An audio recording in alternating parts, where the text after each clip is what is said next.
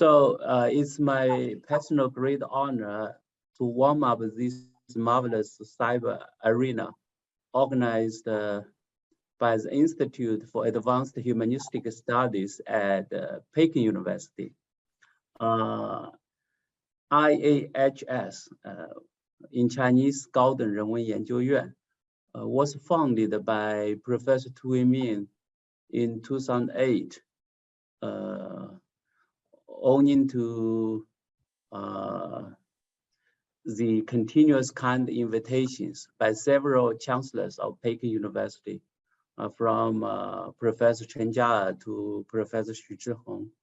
And finally, Chancellor Professor Zhou Qifeng witnessed the inauguration ceremony of IAHS on 28th September 2010 on the front of Weimin Lake with the blessing of Boya Tower. Actually, that day is the birthday of Confucius. So this year is 2,573 years of Confucius' birth. We entitled our lecture with spiritual humanism because it's a general framework initiated by Professor Tu Weimin, rooted on the deepened subjectivity of Confucianism with a reflection on Enlightenment movement, but transcending the prevailing Enlightenment mindsets, especially secular humanism, but appreciating and accepting the values of Enlightenment. Actually, it's a precondition to reflect Enlightenment movement. The core of spiritual humanism is Ren, humanity, with 4 dimensions, cross-opened as self, Ji, community, earth, and the last but not the least, heaven, even the most important. I'd like to introduce Professor Ni Peimin as our host, and then Professor Ni will introduce our distinguished speaker, Professor Robert Cummings Neville.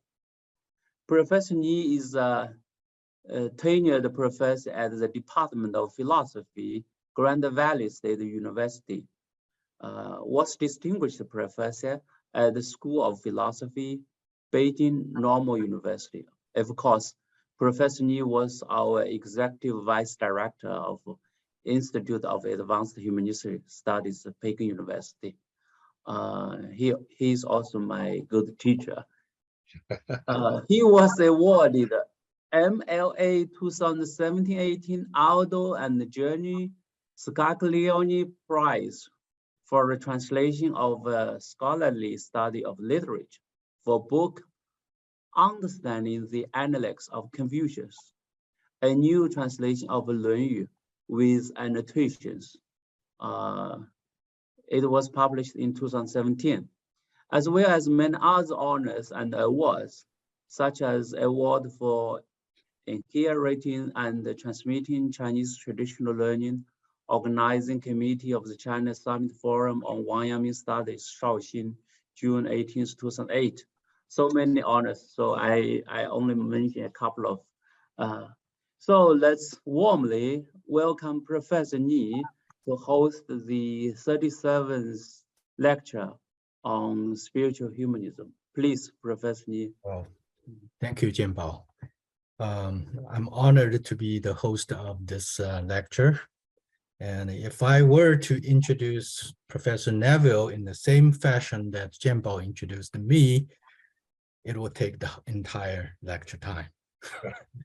He has held so many positions, honorary positions, important, prominent positions, internationally and locally as well. And he has published so many books that it's a long list, really, more than we can read, catch up with his publication and writing. Professor Neville, before his retirement, he was, among his important positions, he was the dean of the Divinity School at Boston University. he also served as the president of the International Society of Chinese Philosophy, and he also served as the president of American Academy of Religion. And those are just a few of the very prominent positions he has served. So he is both a scholar and a Confucian scholar official. He's devoted to public service as well as scholarship. He and I, we got to know each other quite early. I was an admirer of Professor Neville long before he knew me. And then I met him in conferences.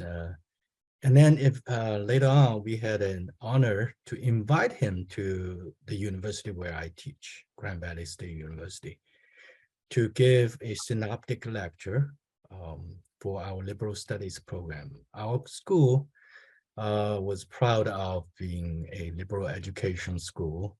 So that synoptic lecture is, we hold it very highly. We invite prominent scholars over to give this lecture, and he did it just wonderfully, amazed our students, opened their minds up. And I still remember that when I was introduced, my students saying that you should all go to listen to Professor Neville's talk. One thing I mentioned specifically was that Professor Neville is a Christian, but he also, you know what? He openly declares he's also Confucian. And that shows something significant. That is the compatibility of different spiritual traditions, the possibility of having dialogue between those spiritual traditions, right? So yeah, the students came back from his lecture and shared their experience in the class. Very impressed. So I don't want to read Professor Neville's, the publications, etc., and the titles he held. I just want to say these very briefly. And I should mention that he also plays Tai Chi Chuan. So he's a public intellectual. He is a prominent scholar who needs, actually in America, needs no introduction. So I want to stop here and just leave the time for Professor Neville to give us the talk. So here, Professor Neville, it's the rest of the time is yours. Oh, thank you very much, Professor Nee. My thanks to you particularly.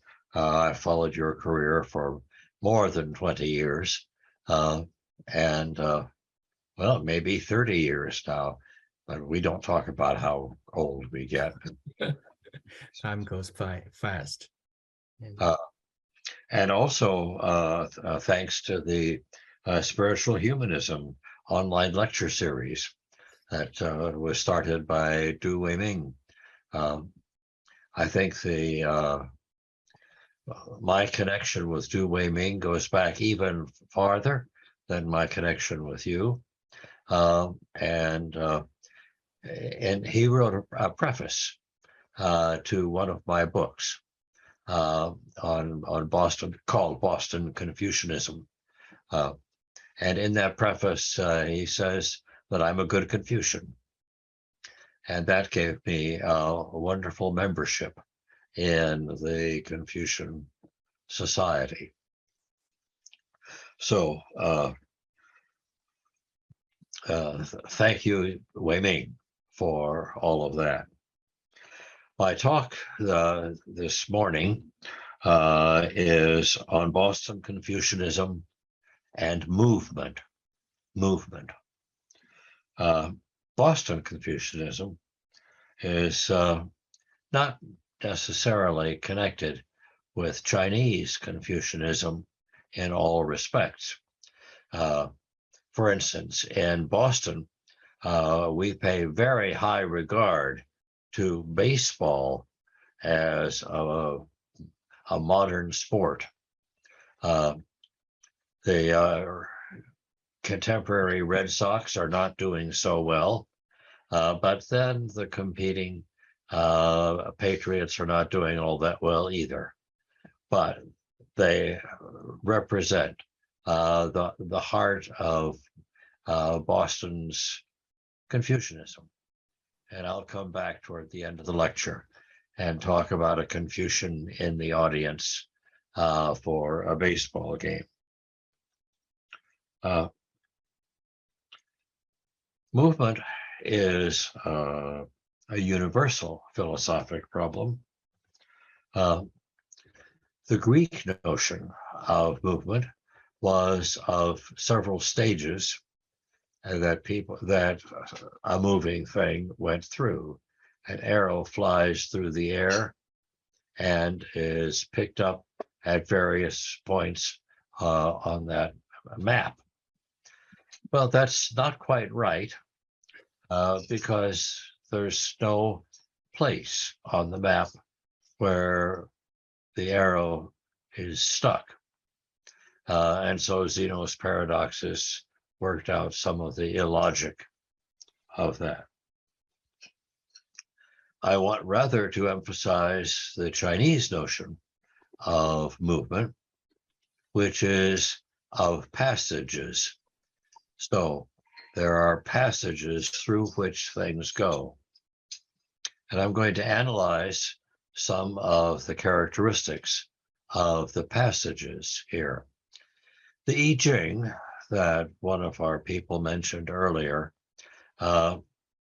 marks 6 stages through which something goes, but it does not mean that the thing goes to one stage, then the next stage, and the third stage, and so forth. It means that people and moving things pass through the stages. So I want to talk about movement here. I do want to say that the Chinese notion of movement needs to be brought up to date. It needs to be expressed in modern terms. And so I'm going to speak of it in terms of baseball. And consider this. One of the main baseball players is a shortstop. A shortstop plays on the infield, in between second base and third base. And imagine a shortstop who watches the hitter hit a ball that bounces on the ground and leaps up high to catch the ball, and then throws the ball to first base. Well, and that gets the runner out. This is an ordinary thing. It happens easily and frequently in a baseball game.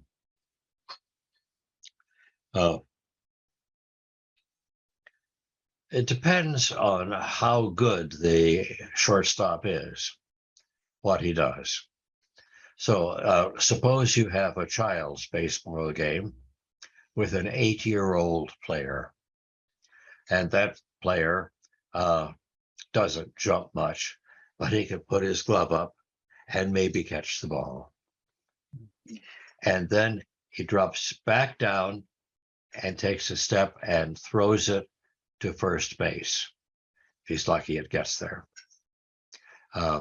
That's an 8-year-old player. A 15-year-old player, like a high school player, if they're average, would in fact jump up and catch the ball when it bounces and drop back down, change his stance so as to aim at first base, and throws the person out. A 25-year-old player, say a professional, is much better than that. And he would jump up and land with his feet properly placed to throw. That means twisting his body in the air and then throws to first base. A genius player, a really important player, would jump up, twist his body, and throw, and then land back down on the ground.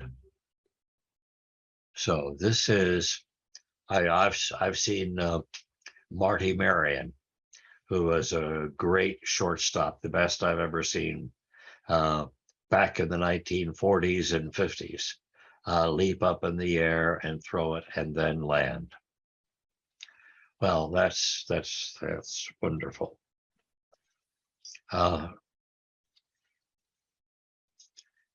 For all of the shortstops, there's one movement, that of catching the ball, which includes jumping up or reaching up and throwing it.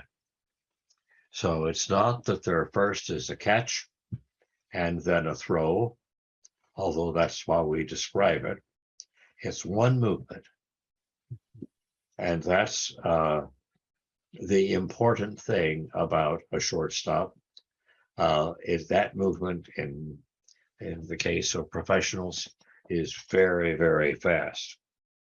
It contains many other movements, and there's the movement of the eye, watching the hitter hit, the contraction of the muscles, getting ready to jump, the jumping, the twisting, the throwing, and so forth.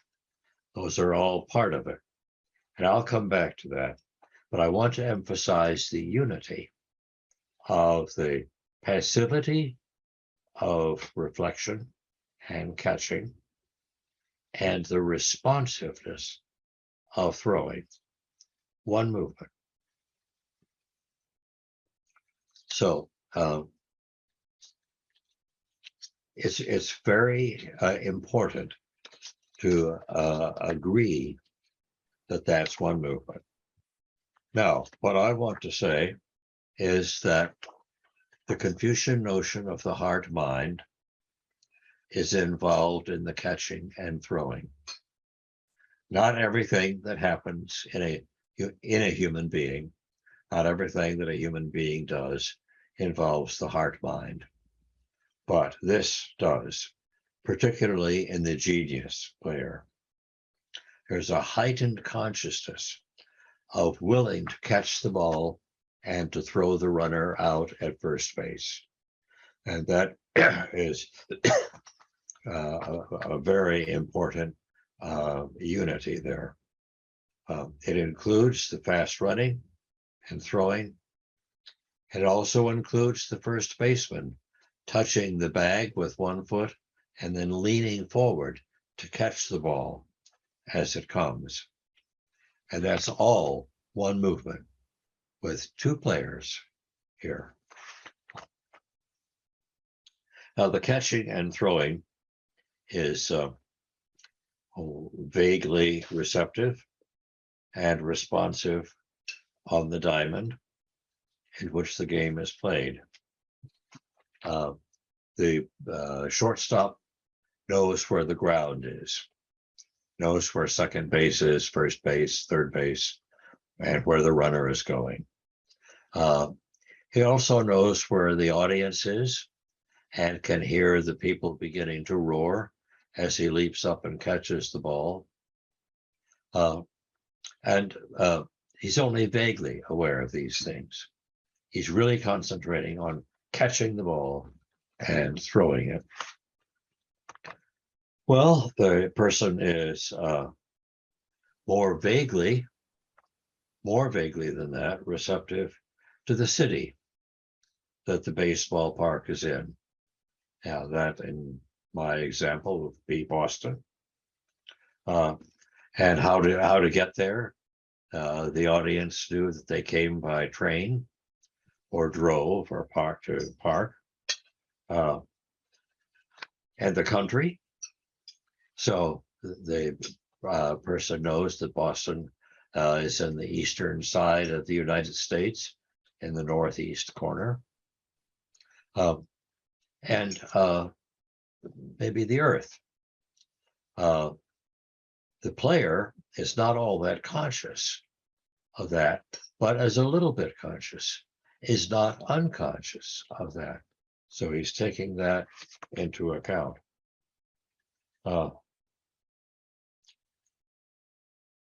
This is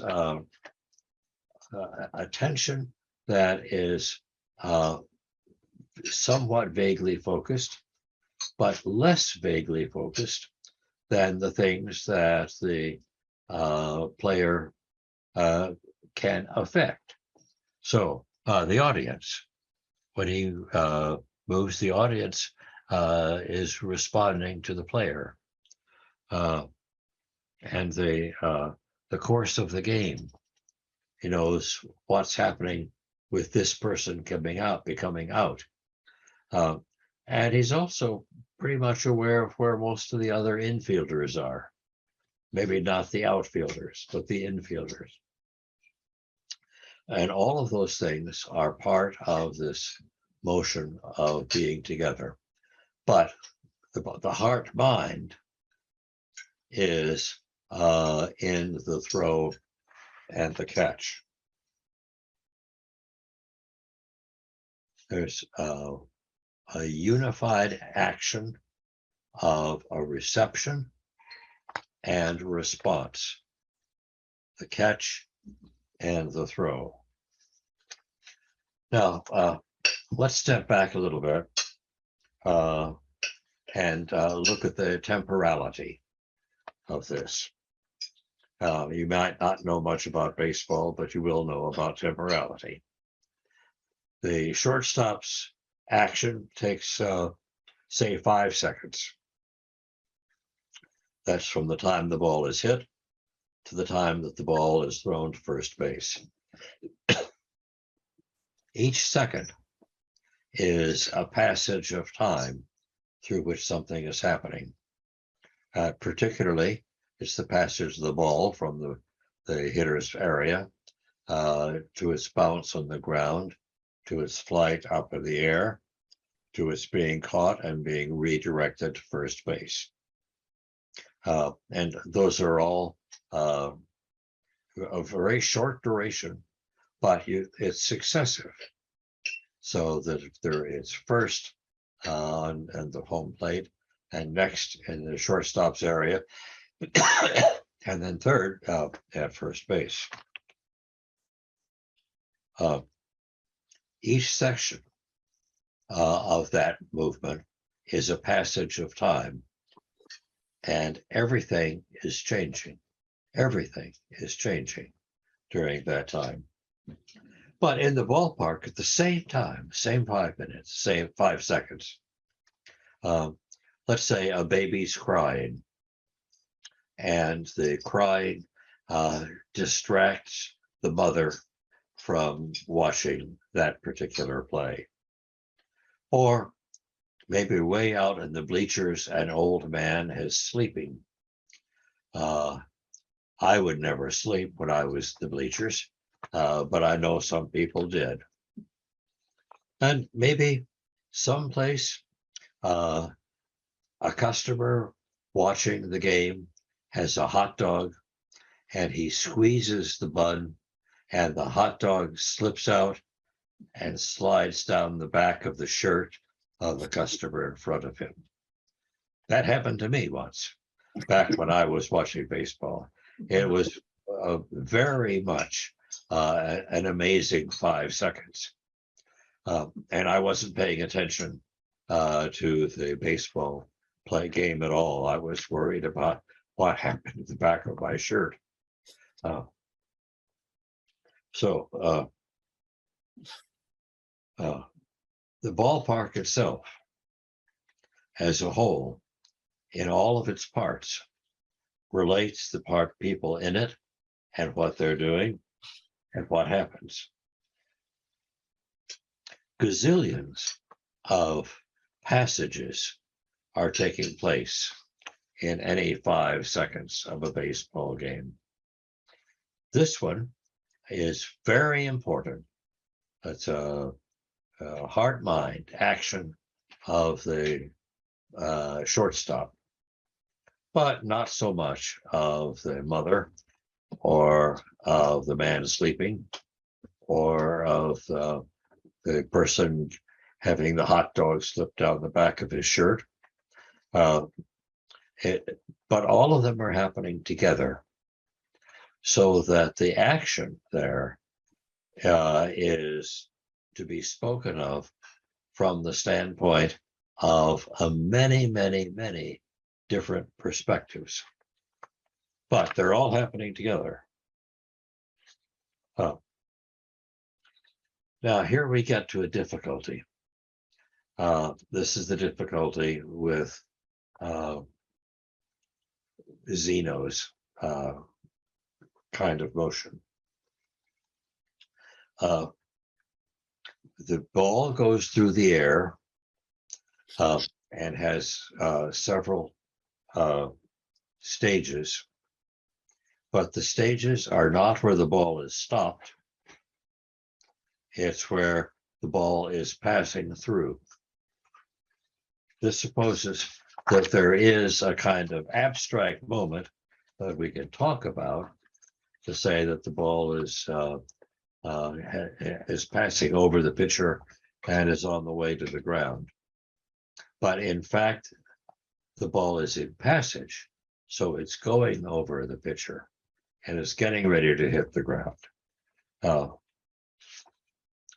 But from the standpoint of a moment, an abstraction that doesn't really exist, there is a fixed past, a fluid future, and an action selecting what features of the future will be actualized and added to the past. Now, that's pretty complicated. So there's the past, which is essentially fixed. It can't be changed anymore. There's the future, which is very fluid and is changing its possibilities all the time. And there's the present, which is the selection of which features of the future will be added to the past. Now, that's pretty complicated. What the past receives from the future is a new set of features. What the past receives from the present is the actualization of a new stage in the past. What the future receives from the past is the structure of things according to which it has to conform.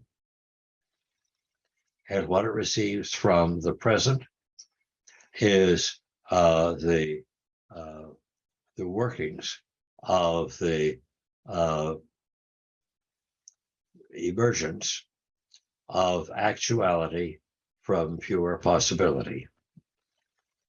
So each one of those has essential features. That is the fixity of the past, the fluidity of the future, the creativity of the present, and it has non-essential features that come from the future and from the present and from the past. And all of this is going on, but it never stops. And so the edge of the past is always moving.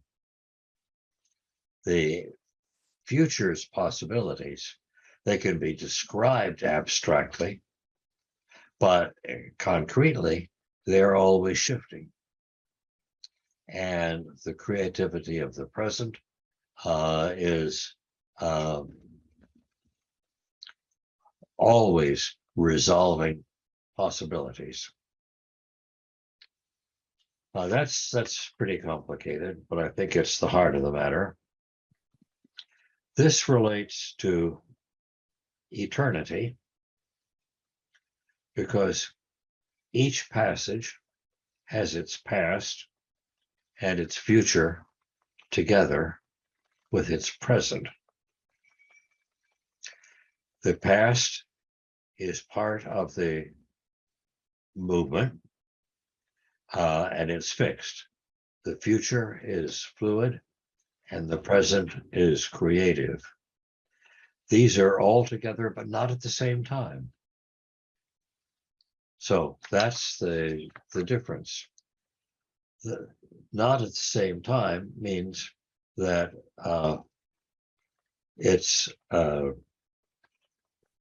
they're separate.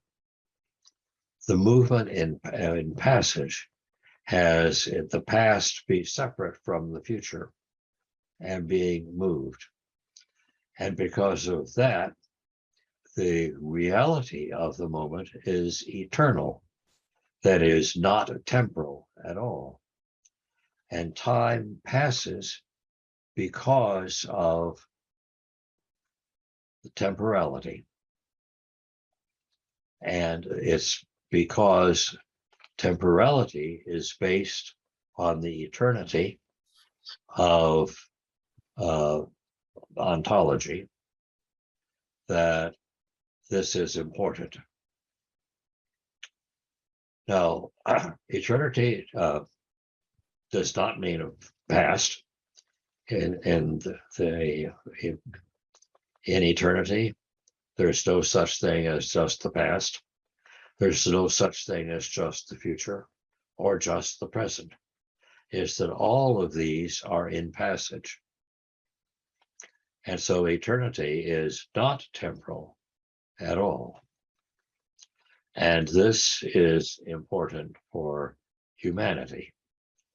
We deal with the events of our lives in passage. But we know that the meaning of our lives is the whole of the eternity. So our lives are temporal and are dated right now in October 12th, 2022. Or maybe it's the 13th where you are, I don't know. But the significance of our lives is important in eternity. This point is very important in Chinese thought. It's not something commented on by everybody. Most people pay attention only to the next thing that we have to do. But for instance, Lao Tzu, Zhuangzi, Huangbi, Zhou Dunyi, they all knew this and had theories to explain how the Tao that can be named is not the true Tao. And the true Tao is something that gives rise to the Tao that can be named. Now, back to the shortstop. He moves through space.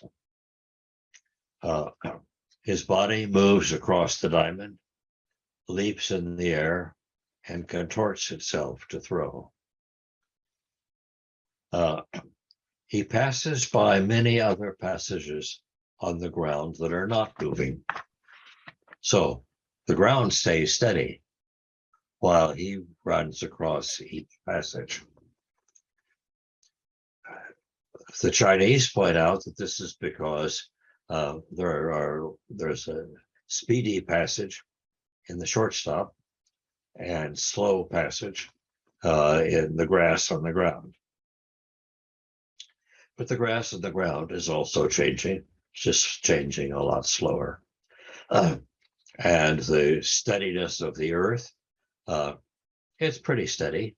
You hopefully don't notice it very often as moving, but every once in a while the Earth has a tsunami that shakes it, and things are in a little bit different place.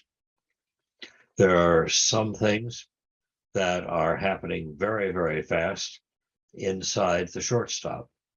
So his nervous system is working so that it's receiving the information and directing its body and then acting out the throw. That also is extremely important.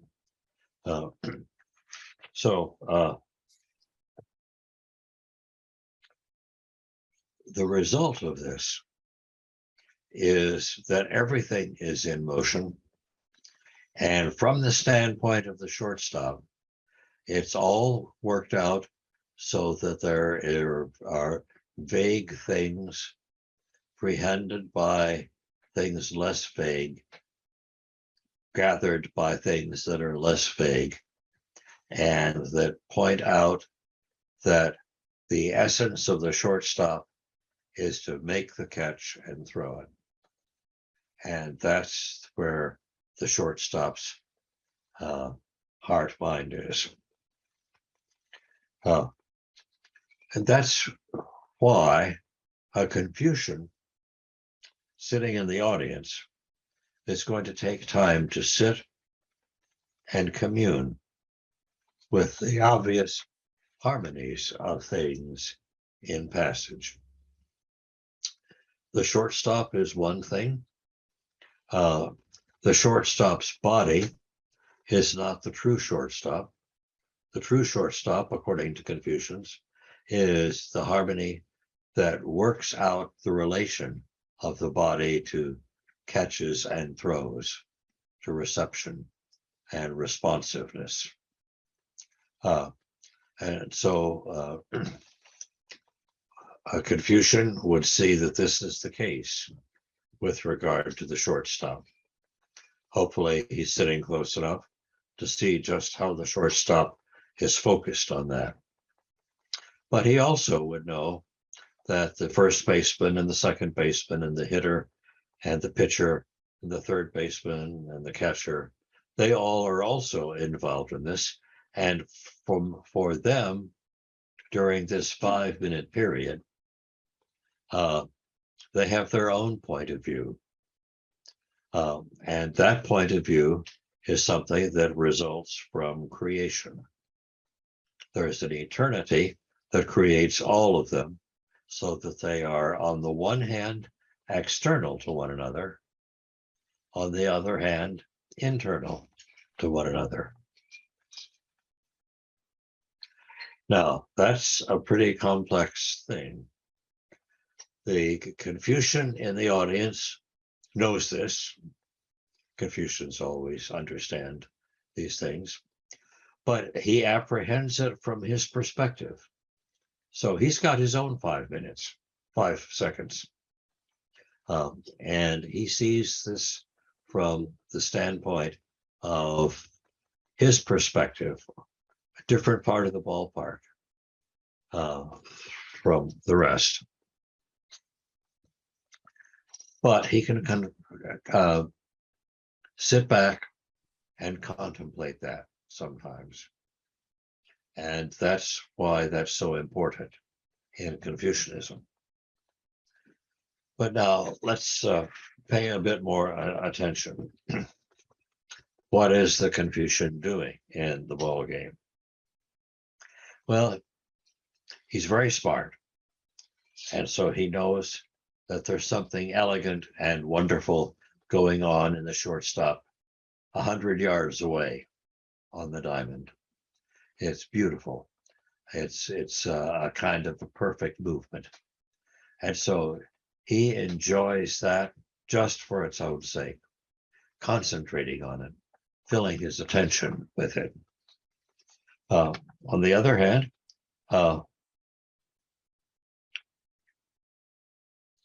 he wonders about the significance of the game and the life of sports. What is its significance? It could be too passive. And some sports need to be more active than a ball game. There's an awful lot of time in baseball spent waiting around for something important to happen. It could be too active. People get hurt in baseball games. Shortstops run into the second baseman and they knock one another out. So it could be that it's too bad there. On the other hand, it could be that we need some sports that are aggressive and some that are passive. And so baseball is just one sport among many others.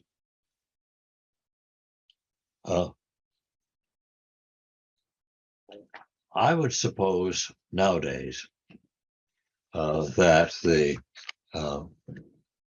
Confucian, while watching the game, in the back of his mind, asks how the game relates to the war in the Ukraine. That's a very interesting question. It's much more pervasive. I suppose that this shortstop is at the ballpark in Boston. So he's asking how the United States and China are being involved. But if you ask what the Confucian would be if he were in a ballpark in Beijing, and he would wonder what the relation of China to the US is, not from the US to China.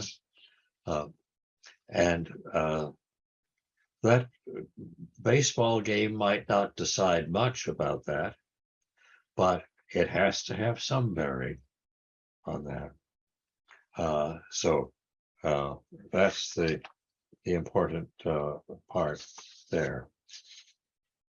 Now, a really good Confucian will be comparing the game and all of its relations to the practice of Taiji Chuan. The war is in some other place. It's very significant, and it's going to affect everybody. But in the Confucian's own work with Taiji Chuan, it's very much his own heart-mind focus. And he can ask how this relates to the shortstop. He won't let his mind wander off. On the other hand, vaguely underneath that is all of the other set of passages that are going on. There's the steadiness of the court on which he plays, and the steadiness of the earth, and everything else, including the war in the Ukraine. So this is my final wonder. How is it that a Confucian can pay attention to the shortstop and pay attention to the war in the Ukraine and pay attention to his own work in Taiji Chuan, his own play? And it's a marvel that Confucians can do that. And that's the end of my talk. Thank you. Well, thank you, Professor Neville. You leave a lot for us to think about. Let me try to respond with what I've been thinking when I was listening to you. First of all, about the topic, moment. Moment is really an important concept that the scholarly circle hasn't paid enough attention to. as you mentioned that, you mentioned Zeno's paradox. I remember when I was doing my PhD work, I did some research on this topic. Zeno's paradox is that the flying arrow doesn't move. Because he says, well, in order to move, it has to go through a series of points. At each point, it has to be at this point. And then it must be not moving, right? If it's moving, it means not at this point, or, it has to be at this point. But then if at each point it's at that point, then how can the arrow move? And then I remember I was shocked by a analytical philosopher's account about this paradox. His name is Wesley Salmon. He came up with an at theory. His answer is basically how the arrow is able to move. Well, at time t, it is at point 1, and at time t1, it is at point 2. So at, well, that's how the arrow moves.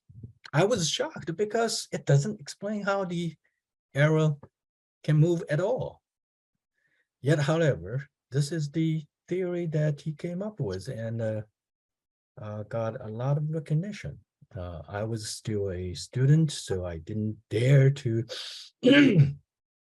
question the sophistication or plausibility that he might have, but to me, it's utterly impossible.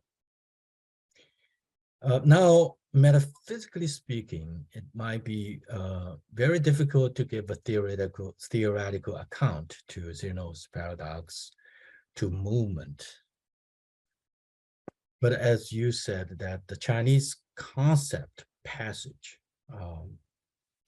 I believe this corresponds to the Chinese words like 过程, a process, a passage. It really matches our ordinary daily life experience. And if we live according to the at theory, we will have trouble moving. If we live according to the concept of passage, then we have no problem moving.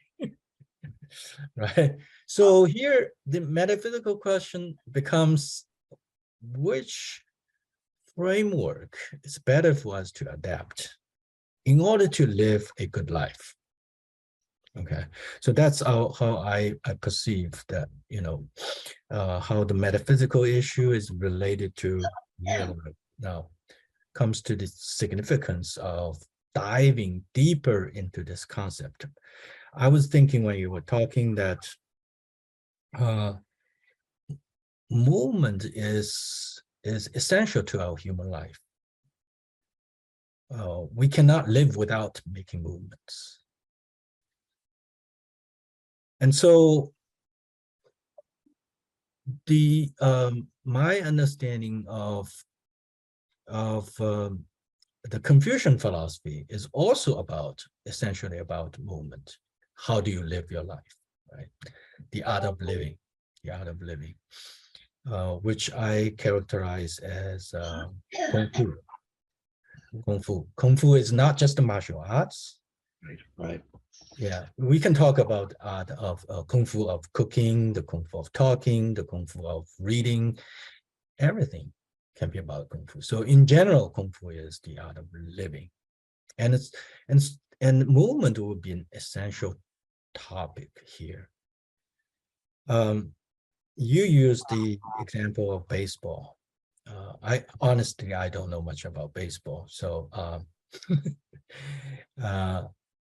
I was thinking that other games that I understand, and a lot of other practices that involves complicated. In my own practice, I do Chinese calligraphy. Chinese calligraphy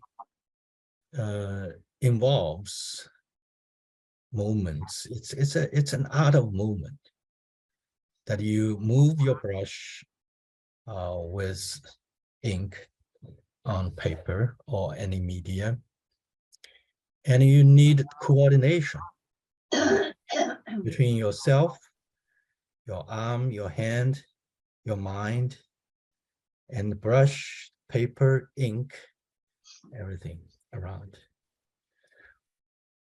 In my own experience, when I try to do a good calligraphy, often I fail. And when I succeed, it's often that everything goes together. I was amazed. What? Did I do that? As if I didn't do it. It just happened.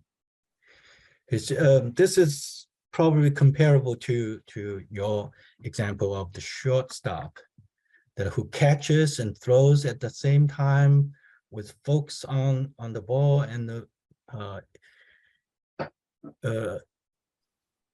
at the same time has the peripheral vision of what's going on around, right? So with the focus and the peripheral vision all at the same time. And in calligraphy, we have a Chinese expression called 一气呵成, a piece of calligraphy. It's like a one breath. You take one breath and it happens. And the whole piece of our work is a continuation of this one breath. It cannot be broken. And once it's broken, it's not a coherent good piece anymore. So here, then once we put movement within the context of human practice, human life, this much more sophisticated than what the at theory would allow, right? We see that a movement is a response also. You respond to the environment. You respond to the community, the people around you. And then it is a result of the subject's own condition. You used the example of a 8 years old child, 15-year-old young boy, right? Now, different levels, different ages, you have different physical strength. And then add to that one's cultivation, practice. Along with the practice, your level of art goes up, ideally, right? You become a better and better player. You become a better and better calligrapher. You become a better and better cook. So this level of cultivation, now the whole Confucianism is about personal cultivation, and then eventually it leads to bring peace to the world, but it begins with personal cultivation, right?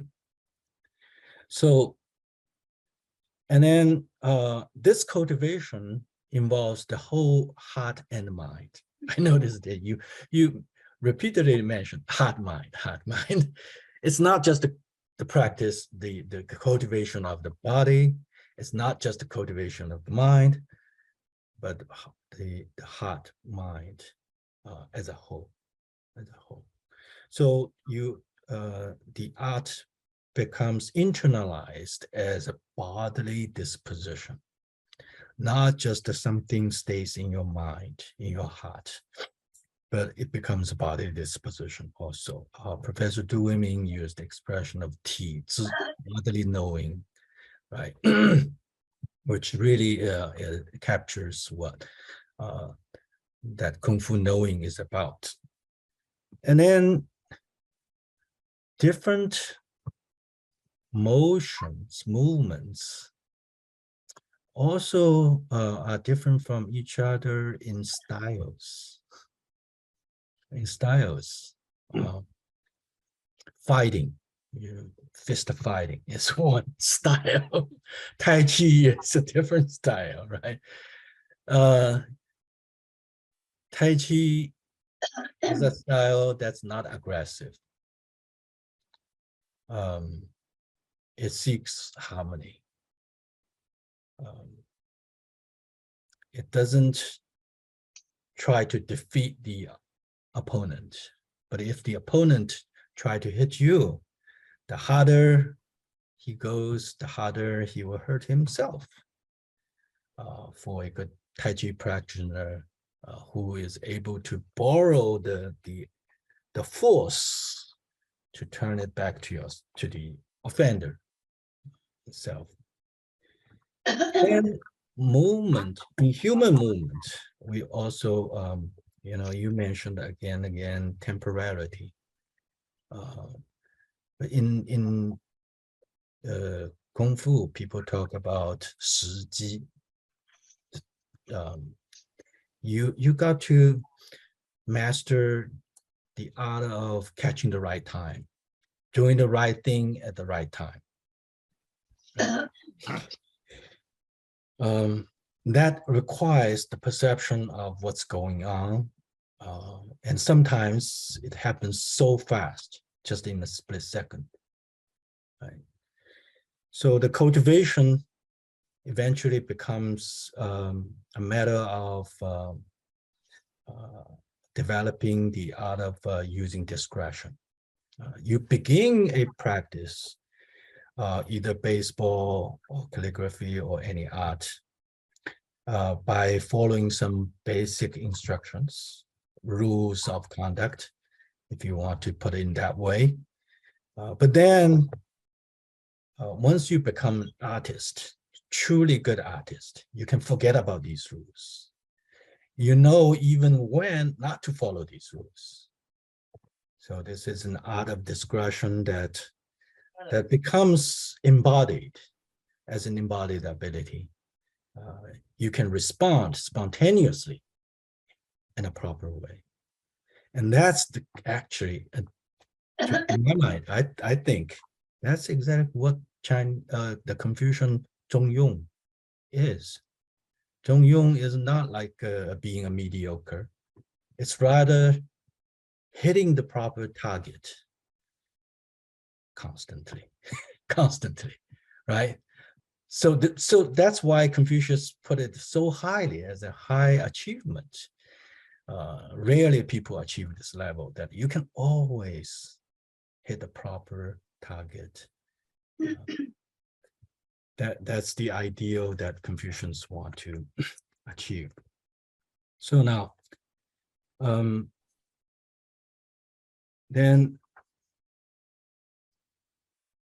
related to Confucian daily practice, I know Professor Neville, you worked extensively on the notion of ritual. You wrote books about it. Ritual is also an art. It's in book 10 of the Analects, there are detailed descriptions about the Confucius activity, the way he acts, the way he approach people, approach the ruler, etc. People read the Analects often feel that book 10 seems to be irrelevant, but actually it contains important messages about what it means to be a good Confucian. You don't just embed in your mind some values. You need to put it into practice, into daily life activities, in greeting people, in the most ordinary daily activities. If you can still hit the proper measure at the right time, then this is the highest kind of art that although ordinary man or woman can practice, but even sages can feel short of it, right? Can be short of that. So this is what I was thinking while I was listening to your talk. I think this is a wonderful topic and an important one that your talk inspires to do more work to think about this concept. And especially in today's world, so much is going on. And a lot of things affect people's lives deeply, not always positively, like the war. So how to act, each of us, every one of us, what kind of movement that we should take. We should cultivate ourselves like the shortstop, like the Confucian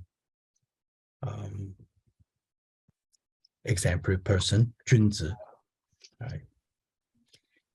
All right. So now you want to respond to my response, or maybe you make just a little bit of a response.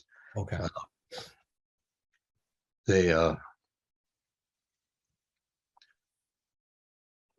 I think in Western thought, self was taken to be something that's accomplished and is always present. But I'm concerned about the shortstop who misses the ball and who catches it and throws it in some wrong way. That's a person who is not aligned properly with the heart mind. There may be some vague connections, but it's not quite a whole person. So the Confucian model, I think, says that only in a perfect state do you have a perfectly integrated person. And you say that you've made some mistakes as a calligrapher, and I think that that's probably true. So you're not quite as organized a person as you are when you're not making a mistake. And so my concern is how to have, say, dealing just with people now, how to have a bunch of different people, each one of which is making his own mistakes and only partially is becoming integrated. And that's what I think needs to be understood in the contemporary world. Good, thank you. Thank you. Yeah. Indeed, in our entire human race, if you look at this way, we have had a lot of great people, great minds. But as a whole, human species, humans seem to be quite immature. Right. So, yeah. Anyway, Professor Du Weiming, you want to say something? Well, first, let me express my deep appreciation for Bob's very thought-provoking, very creative way of linking the Confucian person, especially in the cultivation of the heart and mind, to not only his own inner mental state, right, his ability to integrate himself, but how the person is aware of the immediate relevant involvement of all the other players in the game, but at the same time aware in a periphery way the whole city, like Boston. Right. But in a way, as a human being, here and now, sensitive in the Confucian notion of forming one body with heaven and earth and myriad things, is aware of many of the things that happened, not at all related to the particular game that he's involved in. So in this sense of interconnectedness of everything is linked to every aspect of the person in terms of what Professor Ni calls the Kung Fu practice. But at the same time, how a person involved in this process is actively in tune with not just immediate environment, but with the global community as a whole, even the war in Ukraine. So in that sense of integration, in that sense of interconnectedness, there's the idea of the harmony involved. And I would like simply ask him to express that, because that's what his major contributions made in understanding Confucianism. That is how it's the transcendent other. For example, the whole notion that Chen Hao once considered the heavenly principle as an integral part of his inner experience. So I would like to ask Bob, in this description of immanent harmony of not just the self, the person, the environment, and also anything that is happening in the world, as a concerned person ought to be concerned. What is the relevance of the transcendent, especially as a Christian, this notion of God in reference to this particular vision of harmony involving every aspect of the human community? Well, thank you. We've had discussions like this before, back when you were a part of the Boston Confucian community. What I want to say is this: from within the world, you have your perspective and I have my perspective. We connect up by way of Zoom now, from your position to my position. Is it the case that everything in us is involved in the connection? And I would say no. I say that this is part of the Confucians' respect for differences. So there is a harmony of us all, but there also is externality. And the externality is, I think, very important also. We don't act in any way that's not in relation to the larger harmony. So you and I talking metaphysics is going to affect the war in the Ukraine somehow or other. But the reality of us is that we are externally related as well as internally related. And this is only from the perspective of the ontological creative act. That's what I call God. Maybe Christians don't agree with that much, but they should. And so also Confucians, I think, would agree with that, or should. And from that standpoint, from the standpoint of the act, that's where the things that are external are related to be together. Thank you. Okay. All right.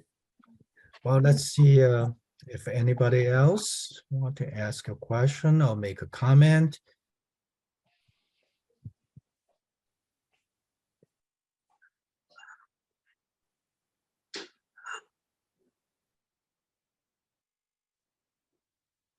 Actually, I want to simply mention that Professor Bob Neville is really the creator of the notion about Boston Confucianism.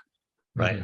And in fact, it has all kinds of implications. One implication that is related to the talk today is how the creation of one particular heart and mind through his own cultivation of Right. himself, Right. to make a linkage of his personal experience, his personal sense of participation, and also the two traditions that he's been actively involved in.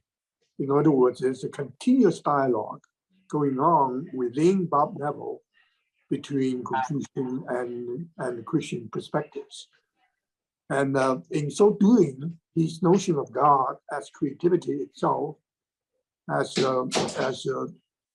spontaneity in the most authentic way, as the now, seems to be both thoughtful, provoking not only to Confucians, but to fellow Christians as well. So I really appreciate his ability to make such a big jump and focusing on what he has in mind on the personal experience of enjoying baseball as one of his major concerns. And of course, with apology, my understanding of baseball is greatly enhanced by the metaphysical and certainly philosophical perspective that he has already alluded to. Thank you very much. Yes. Yeah. Thank you for having. Yeah. Well, I guess probably not everybody in the audience knows well about the expression Boston Confucianism.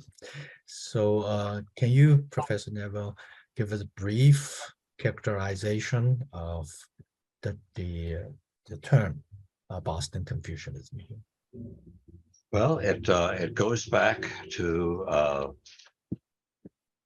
a conference in 1991 of Christian Confucian dialogue, and I was invited to go by John Berthrong, the late John Berthrong, and I had to ask whether I should go as a Confucian or as a Christian. And he said that I should go as I wanted. At this conference, there were two women, a Chinese woman and a Korean woman, who got very angry at Confucianism.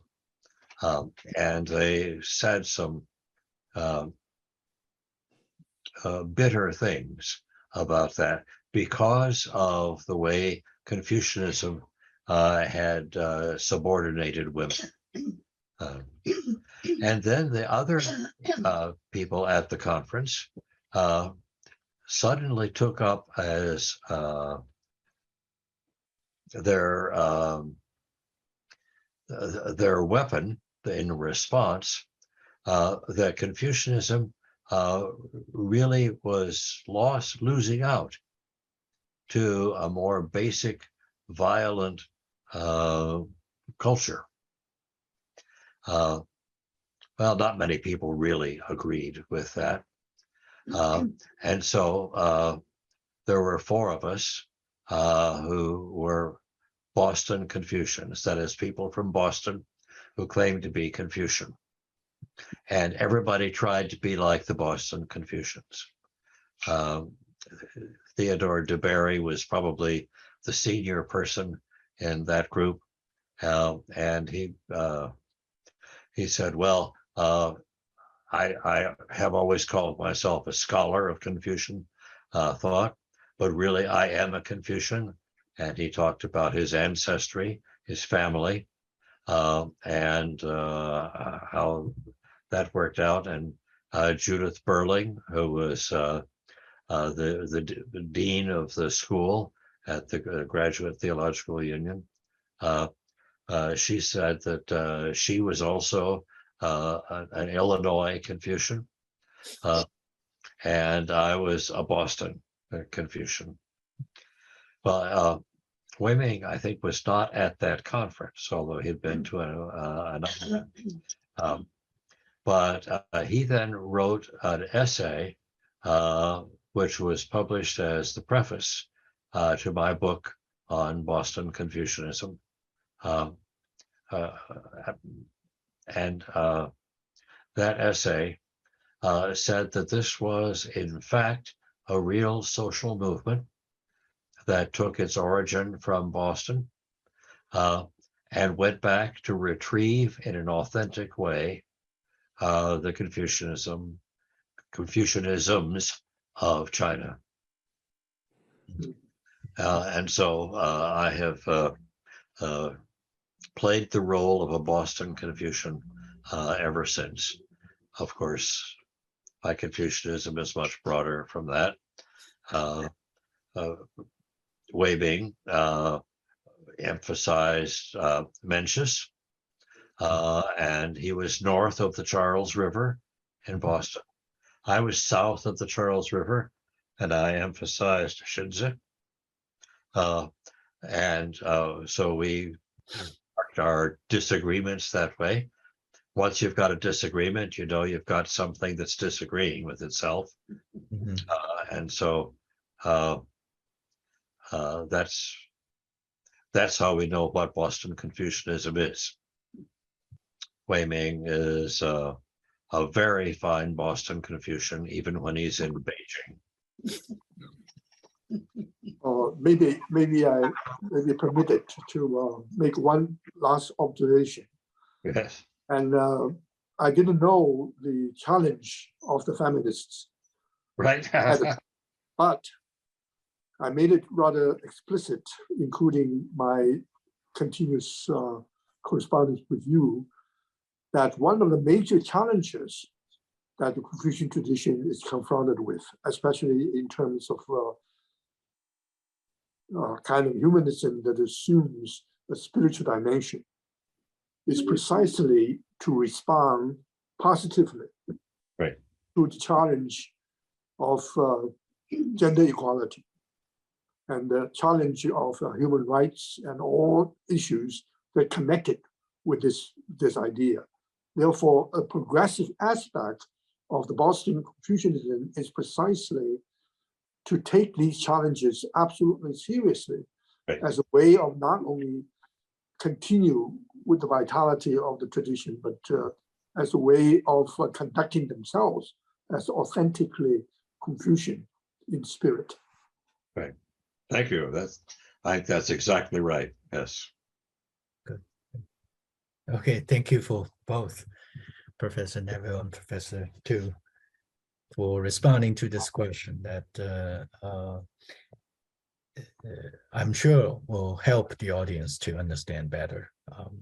Then let's see if anybody in the audience is ready to raise a question or comment. Oh, here I see on the chat, we have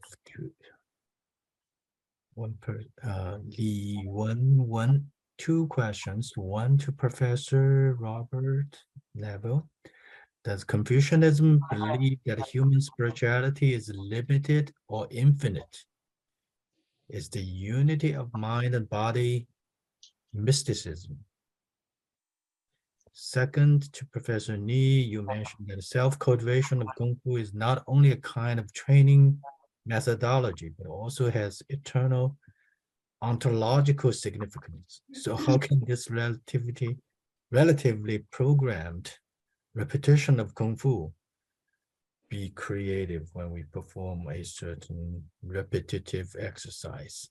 Okay, so Professor Neville, you want to respond first? Okay, yes, that's an excellent question. And my response is to deny the distinction. I think that Confucianism has finite, limited kinds of creativity within it, but there is no boundary to how that can make itself expressed. So we could always get more and more and more creativity. And I think that one of the things that Wei Ming would emphasize is that it's the creativity of a group. So the fact that he and I can cooperate, and you and all the others, means that there is no limit there. Okay, well, let me respond to the second part of the question to me, that about self-cultivation of Kung Fu.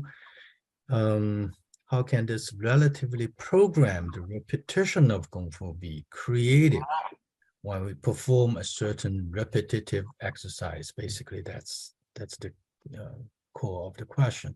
Now, indeed, in practicing Kung Fu, like a baseball or calligraphy or any art, people repeat the same kind of practice again and again until one gets better and better and become a master, right?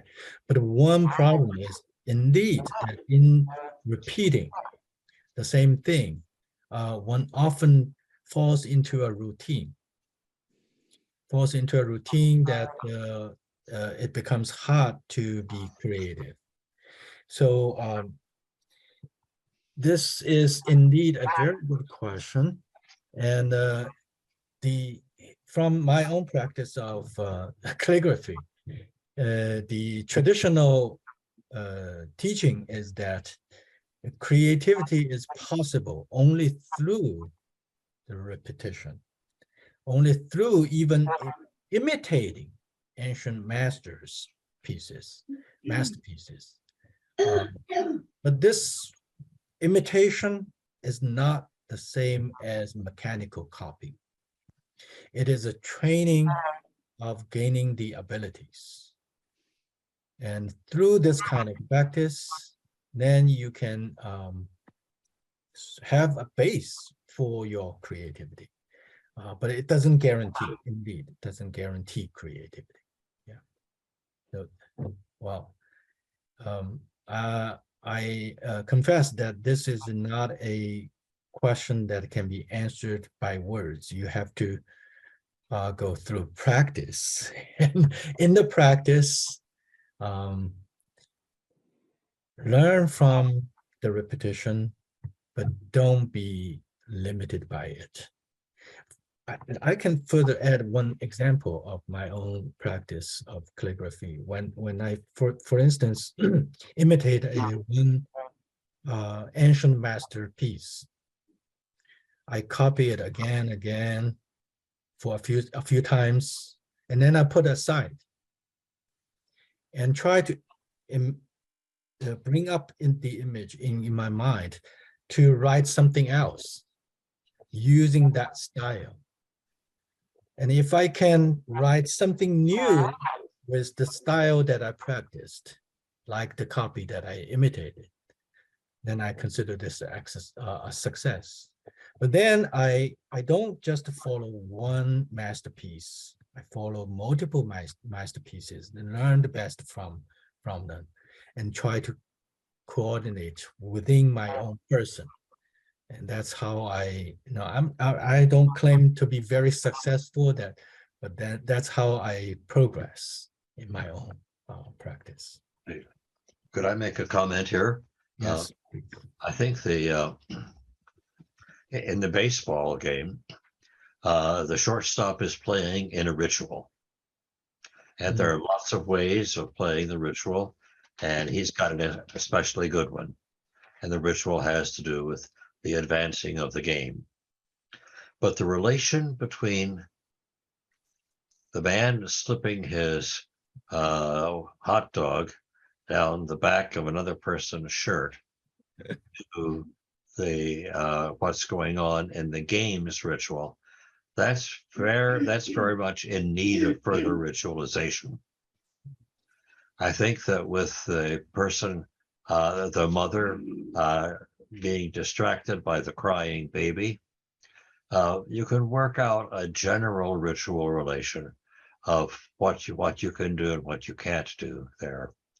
But there's no ritual relation with the hot dog.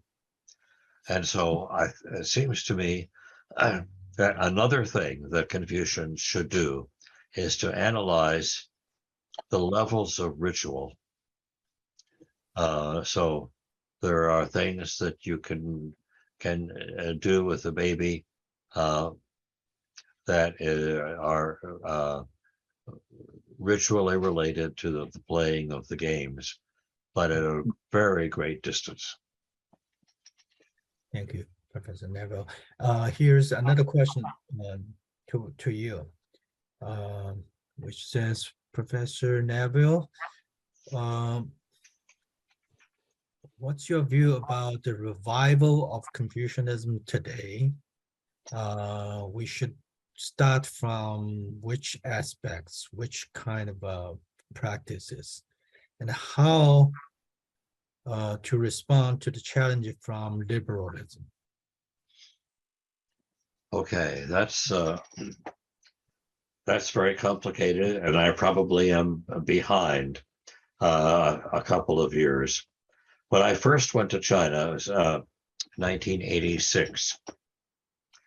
Confucianism was a bad thing. It didn't even count as a proper religion. It was just bad philosophy, feudal philosophy, and was to be rejected. That's what the people in the Department of Religions said. On the other hand, about 2001, I was invited back, was paid for by the government. We were treated very nicely. I have a wonderful suit coat. There's a copy of a Ming jacket and I was supposed to be a Confucian at that conference, and took part in the Confucius birthday ceremony. The kind of Confucianism that the government was expressing was very much an economic version.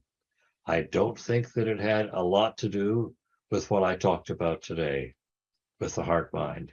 It had, as one person explained, its purpose was to guarantee that people keep the contracts that they make. And that is different. So nowadays, it's hard to know which direction Mr. Xi is pushing Confucianism. I doubt that it's to make Confucianism much closer to the heart of the Chinese people. It was his predecessors who did that, and he might be backing away from that, so far as I can tell. But I'm not quite sure. Well, what I am sure of is that there are many different kinds of Confucianism in China, as well as taking in the rest of the world. I suspect that Professor Du Weiming would have more to say about what's happening in China right now. Indeed, I was going to ask if Professor Du Weiming want to add some comments about these questions. I don't have a specific answer, but I must say, since Bob's first visit, the Confucian project as a relevant one, as a not only relevant one, but an important one, and the hope that it can be further developed is widely shared by the intellectual community and Chinese people as a whole. So I think it is optimistic to know that Confucian study as an integral part of the academic program in the 1990s, 20s, and today is much more flourishing, much more widespread than it was, say, 30 years ago. It's the specific way that the tradition is going to prevail requires to be observed, studied, and analyzed, even critiqued. But I think as a tradition, it is a vibrant and lively tradition, and which attracted interests of China at all levels. This is something that's undeniable. Oh, okay. Thank you, Professor Du. We have a question that's Chinese and pretty long. It basically says the core spirit of the Book of Changes is the concept of change, the spirit of change. And yet as a book of making divination, beside the philosophical principles, there's also a part of that that's about the logic of the universe, and that enables people to make a prediction, fortune telling.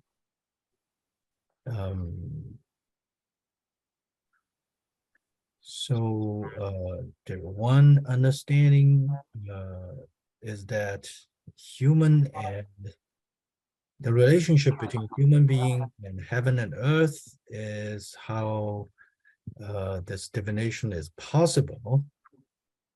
And when you talk about change, things become past. Is it related to that kind of way of change in the Book of Changes? So, well, do you have any thoughts about that? I think the Book of Changes is a wonderful document because it can be interpreted in so many different ways. So it can be used to figure out what to have for breakfast, and it can predict the future of the war in the Ukraine.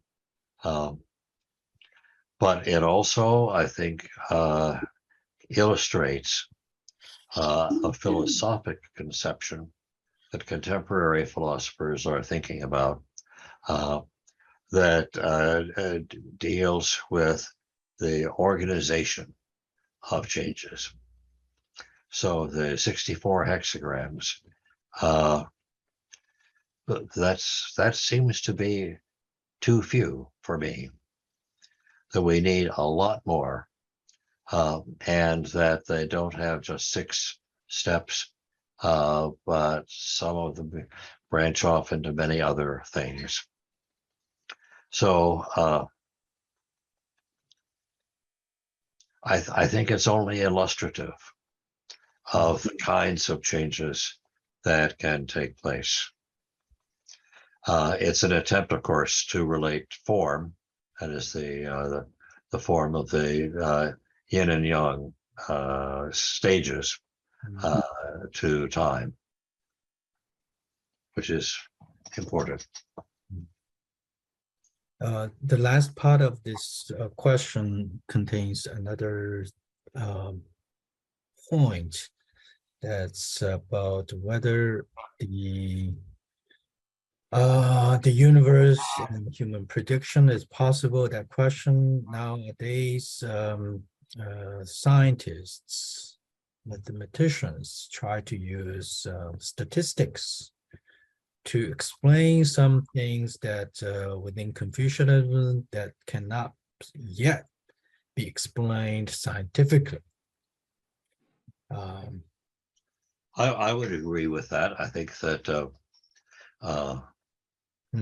statistics certainly loosens up the notion of form relative to change.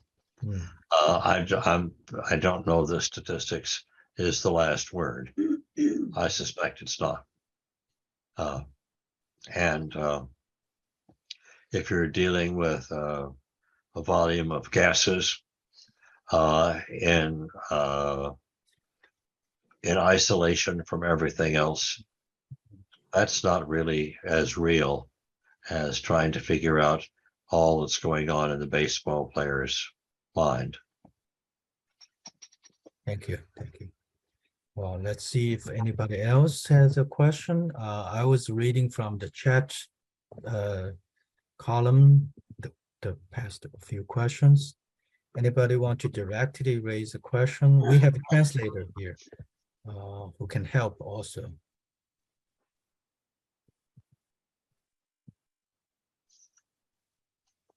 Oh, here the one of the previous person who asked the question said that my translation not quite accurate. Said my question is does Confucianism believe that the power of human spirituality is limited or infinite? Whether Confucian, the unity of heart mind is a mysticism or not a mysticism.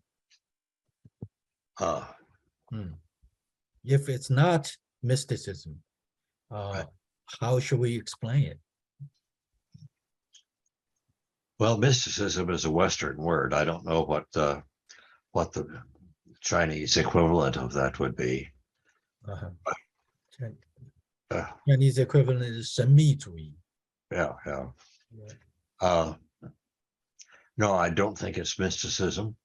I think that we all can make gains on where we were before, and no one is to say what the limits of that are, except that it's always finite at any given point, and it's moving in finite directions, improving, but still finite. Okay, I think this is a very direct, straightforward answer. Thank you. While there are no questions at this moment, let me take this moment to ask my question, a question myself. I'm really curious about what your personal experience in practicing Tai Chi in relation to the concept of movement that you're talking about today.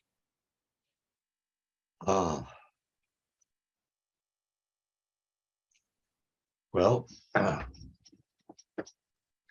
I have in the yard around my house a Tai Chi court that's built with stones that are pretty level, but the court itself gets unlevel when the animals crawl underneath it and get holes. And so I'm always having to change the Tai Chi that I do there because it just does not stay level. When I practice, I have changed my style from that of Sophia Dels's to a slightly different style that comes from the pictures that I have of her teacher's teacher. And the teacher's teacher leans forward more, whereas she's upright. I lean forward a bit more, and that has made a wonderful difference to my Tai Chi. It flows much more smoothly, and I can work lower than before. it's been a while now. I'm 83 years old, and that means it's very much harder for me to maintain balance than it was 5 years ago. And I don't do those parts of Tai Chi that require lifting your leg as high as before. But I still do it. And it's certain parts are even better than they were before. Although my balance isn't very good. So can I get the conclusion from this that you don't think there's one style of Tai Chi that's universally fit for everybody? Probably you should personalize some styles of Kung Fu that's suitable for your particular condition, right? Yes. I think that there are various named styles that do the movements differently.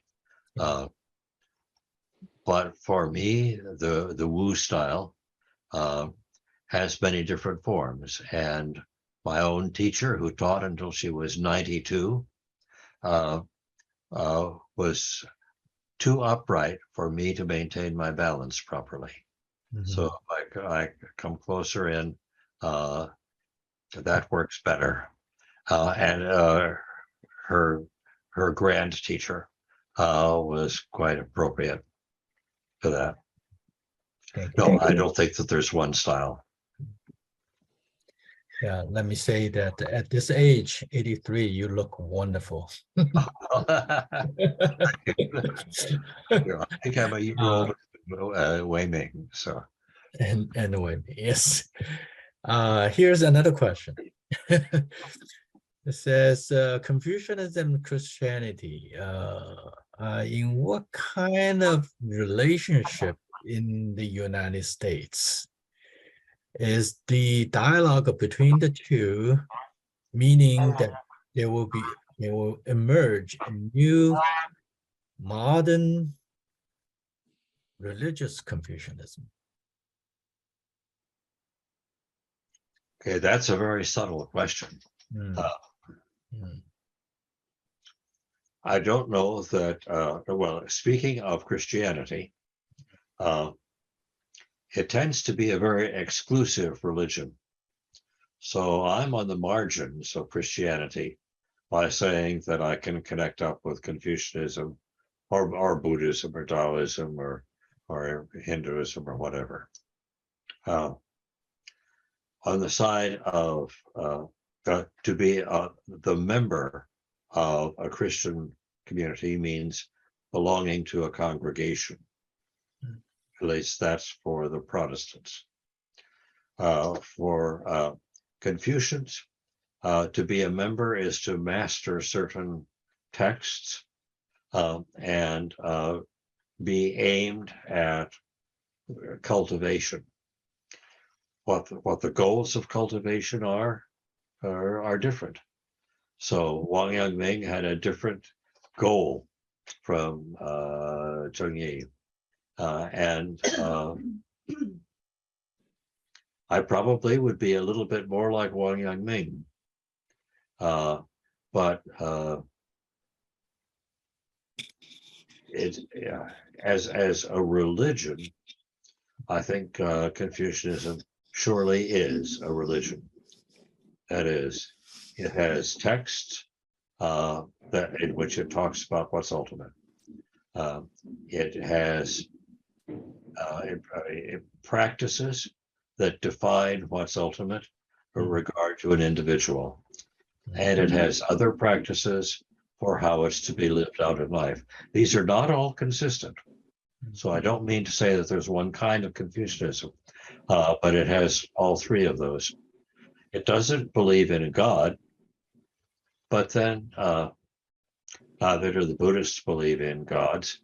And when the Hindus believe in God, they have to stop at the point where you're working upward and reach karma, and say that the gods can't really be limited by karma, so that's different. So I would say that when the Confucians argue that being and non-being are together in things that move, and that we discover non-being only as the source of being. We never look at non-being directly itself. I like that move. I think that that's right. That's what Zhou Dunyi said.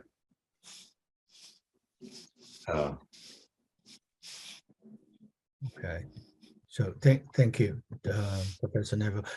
Professor, do you want to add something to this? Thank you very much. Okay. There's another question to Professor Neville. You said creativity of person may resolve the possibility. Could you elaborate it? Say that again, please. You said creativity of person may resolve the possibility. I'm not quite sure what that means. Yeah, me either. How would you respond to Professor Du's remark about a response positively?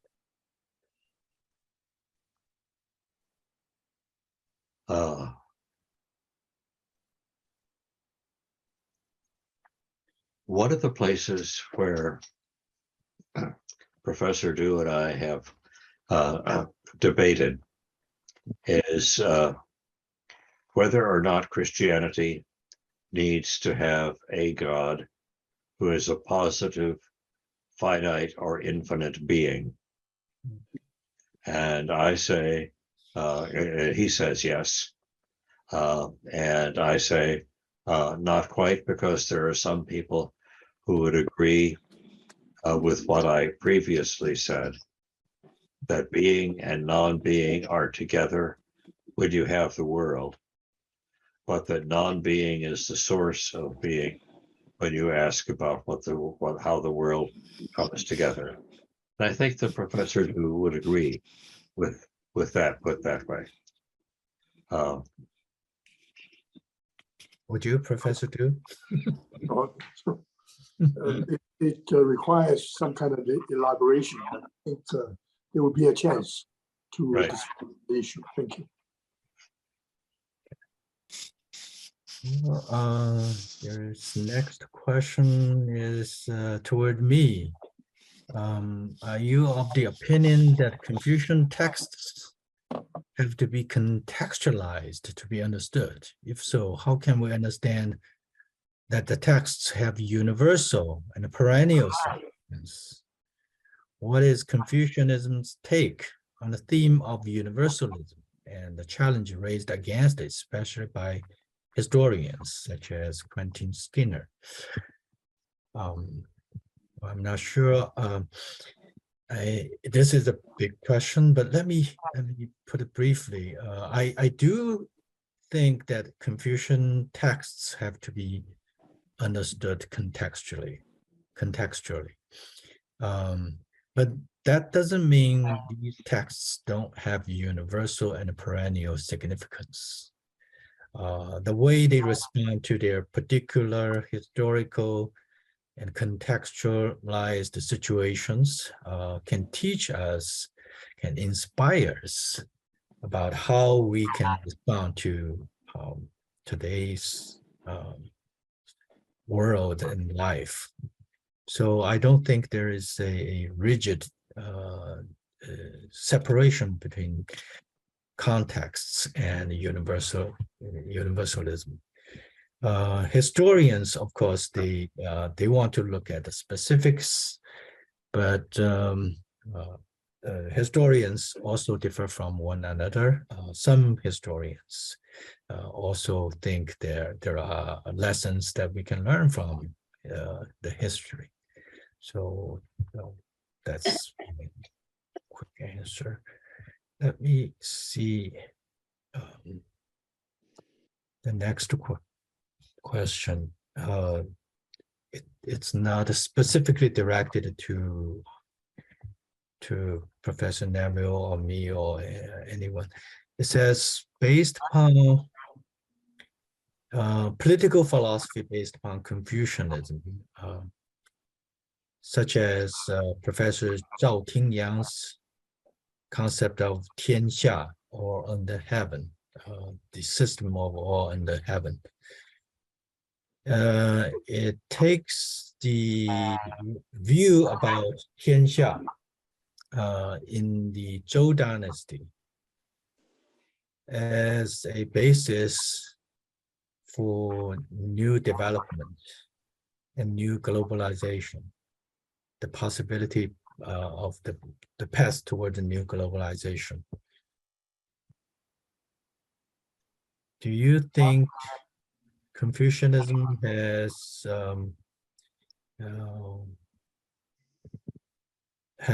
significance in inspiring us as a resource for future global civilization?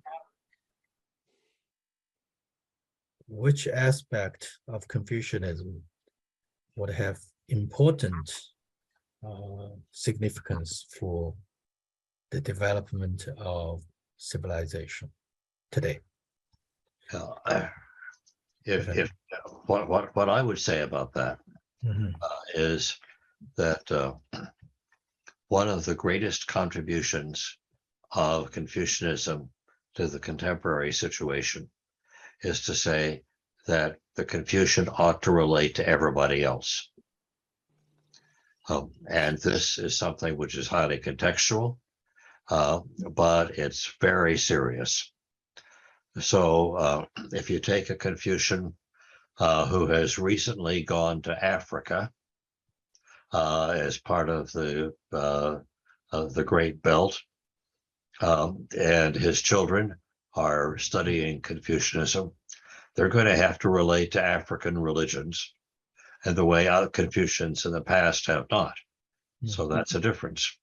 But they have to relate to everybody. So it includes relating to the African religions and to African Islam and Christianity and so forth.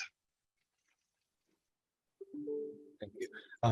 Let me also, since the person who raised the question did not specify it was just for Professor Neville, let me also add a few words here. I think Professor Zhao Tingyang's emphasis on the concept of 天下, he got a lot of criticisms also. Basically, that's because the complexity of the Zhou dynasty notion of all under heaven, 天下. Some used it in a universalist kind of a sense, as Professor Zhao was using. I believe that's what he intended to be. Some in the early text used the term 天下 in a narrow sense. That's more like the ancient China as the center of the universe, and so that everybody else has to pay homage to China. But I don't think that's what Professor Zhao was trying to advocate. Confucianism certainly has is a rich resource for us to draw from for contemporary development of civilization. For instance, my own work has been focused on the concept of Kung Fu, and I think the modern civilization prevalent in the world today is the Western Enlightenment kind of mentality that places, of course, it made great contributions, but there is an important part that's missing. That's the cultivation of the person. And I think that's what Confucianism can contribute, at least in part. Yes, there's another question that has just one phrase. African Confucianism? African Confucianism. Yes, I'm sure that it's there. May have any great writers Not yet, that I know. Not that but it's the Chinese people who have gone to Africa and are Confucians. They've got to relate their Confucianism to Africans. There is a African concept that's very close to the Confucian notion of ren, or human-heartedness. Yeah. Ubuntu, right? Professor Tu? Right? Is it Ubuntu? That's a concept very close to the Confucian notion of ren, human-heartedness. So indeed, this is a field that we can draw from. Some people, I believe, have done some work on that. Professor Du, you want to? Actually, I've written on this comparative idea of ren, which means humanity or human-heartedness, and Ubuntu. The Ubuntu idea in Africa actually cuts across many African religions. Is that the notion of the other is just as important as you. Very much in the spirit of do not do to others what you would not or want others to do to you. So this sense of reciprocity, of linking the person to the tribe, to the human world as a whole, is not only a movement activity, but also a concept of not just being, but activity. In other words, Ubuntu is a way of relating in a meaningful way that encompasses some basic virtues, such as humanity, righteousness, wisdom, rituals, and also trust. And these notions formed a core of some basic assumption in the African world about human relatedness, about the other is as important as oneself. And even the notion of the radical otherness can very well be appreciated in terms of this notion of Ubuntu. Thank you. Thank you. Yeah. The person who raised the talk about the African Confucianism added, I personally, I want to know if there's any promotion of Confucianism in Africa. Anybody promoting Confucianism in Africa? I think that there are some Chinese people there, and the Chinese people have a Confucian background, at least some of them do. It could be that the people who are the first generation Chinese to live in Africa don't think about this much, but the second generation, the third generation, they will think about it. And that's important. And there was actually a related matter. Yes. Simply this, a related matter. Yeah. That there's a very important movement within ecumenical Christianity to talk about the relevance of indigenous traditions, all indigenous traditions, including American, not just African, to the axial age. In other words, the second axial age, if we can even imagine the possibility, is to recognize the power and persuasiveness of indigenous traditions throughout the world. So it is in this sense, you see that in Taiwan, you see that in many other indigenous traditions. So that the divide between axial age civilization on the one hand and the indigenous tradition on the other will have to be bridged. And that help us to appreciate indigenous manifestations of human religiosity throughout the world. I think in that context, Confucianism that can become Africanized, especially in the spirit of Ubuntu, or some of the Confucian ideas can be compared and studied together with indigenous traditions in Africa. It's something very natural. It's something very welcome. Thank you. Thank you. Well, the time is 10 o'clock. So let's wrap up and close the session right here. Let me thank again Professor Robert Neville for your wonderful talk, inspiring, and for thank you, Professor Du Ming, for sitting here the entire session and commenting and responding to questions as well. Appreciate that. And thank everybody for listening, for raising questions as well.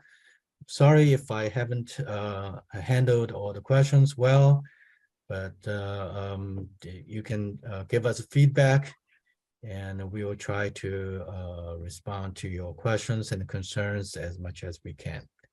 All right. Jianbao, do you have anything to add here at the end? Is Jianbao still there? No, he's in absent. He's absent. Okay. All right. Okay. Thank you very much. Thank you. And bye-bye. Good night or good morning. Yes.